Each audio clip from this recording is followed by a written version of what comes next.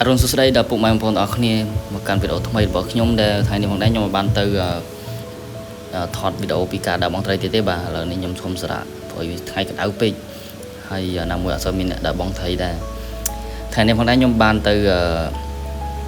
ខាងបរិយធ្លាក់អវ៉ាន់ឲ្យគេអញ្ចឹងណាហើយក៏បានជប់មៀរបស់ខ្ញុំក៏គាត់មកពីត្បកត្រីអញ្ចឹងហើយគាត់ក៏ឲ្យត្រីខ្ញុំមកពីក្បាលបាទហើយខ្ញុំក៏មកវិញហើយក៏ណាមួយថ្ងៃត្រង់ដែរហើយក៏ឃ្លានបាយក៏បានធ្វើម្ហូបអត់មានម្ហូបនៅផ្ទះអញ្ចឹងមានតែធ្វើម្ហូបខ្លួនឯងបាទអញ្ចឹងហើយខ្ញុំក៏បានជីកមកតូបនៅចាប់ហួយនៅជិតផ្ទះដើម្បីទិញគ្រឿងក្រៅយកទៅឆ្ងល់ជ្រក់បងប្អូនហ្នឹងហើយនេះសិតតែម្ហូបដែលអ្នកភូមិក៏លក់បាទមានអីច្រើនទេឥឡូវសេដ្ឋកិច្ចយើងពងពិបាក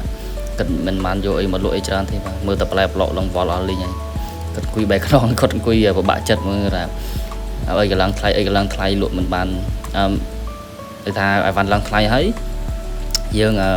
យកមកលក់អត់សូវមានអ្នកទិញទៀតអញ្ចឹងហើយខ្ញុំបានមកផ្ទះវិញបាទហើយក៏បានរៀបចំធ្វើត្រីបាទហើយត្រីនឹងឯងដែលខ្ញុំនិយាយមិញថាមារបស់ខ្ញុំក៏ត្បកបានបាទហើយខ្ញុំក៏បានចាប់ផ្ដើមស្ការវាចាប់ផ្ដើមលាងវាអីចឹងណាហ្នឹងហើយស្ការវាពុបផាប់ដើម្បីយកធ្វើម្ហូបបាទហើយនេះបានវាពោះចេញក៏ឃើញមានក្របដាងនៅក្នុងពោះបងប្អូនហើយ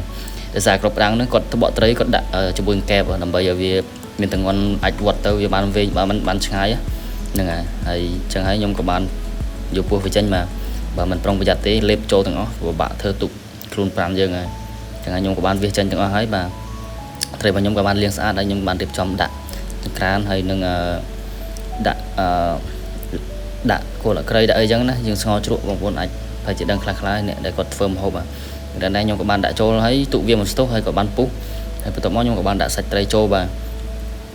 បន្ទាប់មកខ្ញុំដាក់សាច់ត្រីចូលហើយខ្ញុំក៏បានគ្របវាទុកមួយស្ទុះសិនបន្ទាប់មកខ្ញុំក៏បានរៀបចំធ្វើគ្រឿងរបស់វាបងប្អូនអានេះហៅដូចមានដូចជាជីលវែងមានដូចជាខ្ទឹមមានដូចអីចឹងណាហ្នឹងហើយខ្ញុំក៏បានហាន់ដាក់ពប៉ាប់បាទដើម្បីហាន់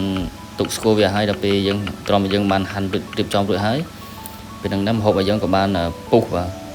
ទឹករបស់យើងក៏បានដាក់ត្រីមាញ់ក៏បានពុះតមកខ្ញុំក៏បានបើកដាក់គ្រឿងក្រៅបាទហើយឡើងមើលតើបងប្អូនតំណងខ្លាំងទេបាទហើយគ្រឿងក្រៅរបស់ខ្ញុំក៏ដាក់ដូចជាសាស៊ុបខ្នុរអញ្ចឹងណាព្រោះអីខ្ញុំអត់មានដុំស៊ុបខ្នុរអញ្ចឹងខ្ញុំដាក់សាស៊ុបខ្នុរដូចជាស្ករដាក់ដូចជាប៊ីចេងអីអញ្ចឹងណាដាក់ទឹកត្រីដាក់អីបាទសំល្មមដែលយើងប៉ាន់ស្មានដែលយើងយកមកឆ្ងាញ់ខ្លួនយើងព្រោះយើងនៅផ្ទះតែម្នាក់ឯងវាងាយស្រួលដែរយើងអត់បានតម្រូវចិត្តដោយបងប្អូនអីផងហ្នឹងយើងគាត់ថាទោះនៅម្នាក់ឯងយើងញ៉ាំតែម្នាក់ឯងវាពិបាកមិនពិបាកនឹងតម្រូវចិត្តអ្នកដទៃទេបាទអញ្ចឹងហើយខ្ញុំក៏បានគ្របវាស្ទុះហើយខ្ញុំក៏បានទៅមុជទឹកបាទបើកភ្លើងតិចពេលខ្ញុំមុជទឹកហើយខ្ញុំក៏បានមកវិញហើយក៏ស្លរបស់យើងក៏បានឆ្អិនមកល្មមក្តៅអូនតិចតែអត់មានក្តៅខ្លាំងបងប្អូនហ្នឹងហើយខ្ញុំក៏បានរៀបចំដួសដាក់ចានដើម្បីយកទៅហូបដែរព្រោះអីមកពីបរិយទម្លាក់អីវ៉ាន់ឯគេហ្នឹងគឺក្តៅខ្លាំងហើយណាមួយអត់បានហូបអីពេលព្រឹកទេបាទក្រោកតាំងពីព្រលឹមអញ្ចឹងហើយបានមកដល់វិញថ្ងៃត្រង់បាទហូបអញ្ចឹងទៀតពងឃ្លានទៀតអូយអត់ចាំហៅណាទេបាទដាក់ដួសយកហើយបាទហើយខ្ញុំក៏ដួសពាក់កណ្ដាលខ្ញុំទុកពាក់កណ្ដាលដើម្បីឲ្យបងប្អូនខ្ញុំមកពីរៀនបាទកាលវាមកពីរៀនហត់ឃ្លានបាយឃ្លានអីអញ្ចឹងវាមានត្រីសពី3កង់ដែរហើយនឹងមកស្លសមួយចានដែរបងប្អូនខ្ញុំដួសតែប៉ុណ្្នឹងឯងបាទហើយមើលទៅតំណងខ្លាំងទេបងប្អូនអើយច្បាច់ដាក់ក្រូចឆ្មាដាក់អីមកបាទអូយនេះហៅថាម្ហូបស្ងោរជ្រក់បងប្អូនដាក់ស្លឹកខ្ទឹមដាក់អីចឹងមកអូយតំណងកាលខ្ញុំនឹកឃើញខ្ញុំឃ្លានម្ដងទៀតដែរក៏ខ្ញុំបញ្ចូលសលេងនឹងហើយពេលហ្នឹងខ្ញុំក៏បានរៀបចំរួចហើយខ្ញុំក៏បានអង្គុយហូបបាយហើយបងប្អូនហ្នឹងឯងបងប្អូនណាអត់ទាន់ហូបបាយថ្ងៃអាចអញ្ជើញមកមើលវីដេអូនេះទស្សនាមើលលេងកំសាន្តអស់គ្នាបាទពេលហ្នឹងខ្ញុំក៏បានចាប់ផ្ដើមញ៉ាំហើយបងប្អូនដោយសារឃ្លានខ្លាំងពេកបាទអត់ចាំមើលណានអីរសជាតិគឺអែមហ្មងធ្វើខ្លួនឯងឲ្យស្នាដៃខ្លួនឯងមិនចាំឲ្យគេដាក់ទុកឲ្យទេ